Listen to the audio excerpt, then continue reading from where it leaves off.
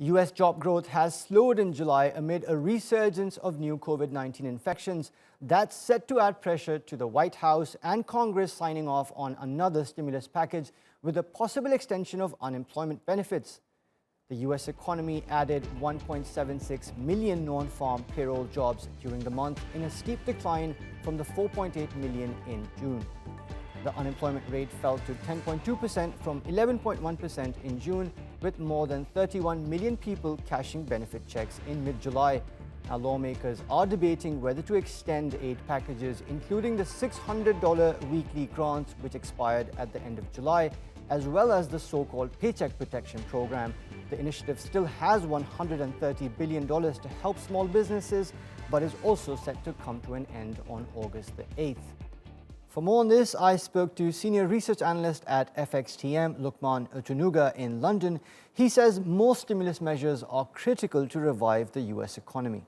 I think it's too early to come to any meaningful conclusion. Economic data has dished out mixed signals over the past few weeks. Okay, this week we saw a positive rebound in ISM and non-manufacturing PMI, a drop in jobless claims, and the latest US NFP is a breath of fresh air. However, though, last week we saw second quarter GDP plunge almost 33%.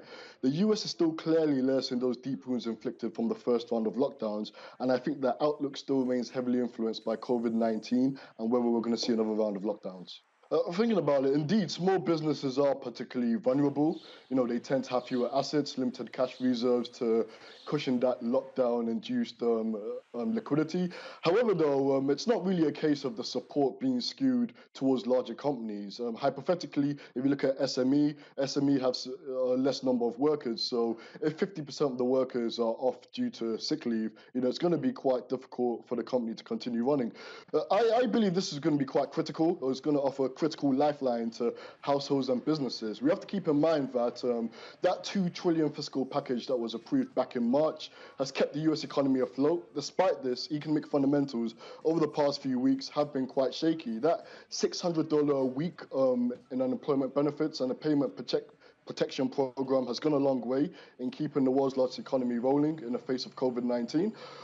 As things stand up now, Democrats have actually proposed a $3.5 trillion fiscal budget, while Republicans are asking for $1 trillion. I think markets are going to be disappointed if anything below $2 trillion is approved. But this is quite key, and this will set the tone for the dollar and sentiment towards the US economy this month.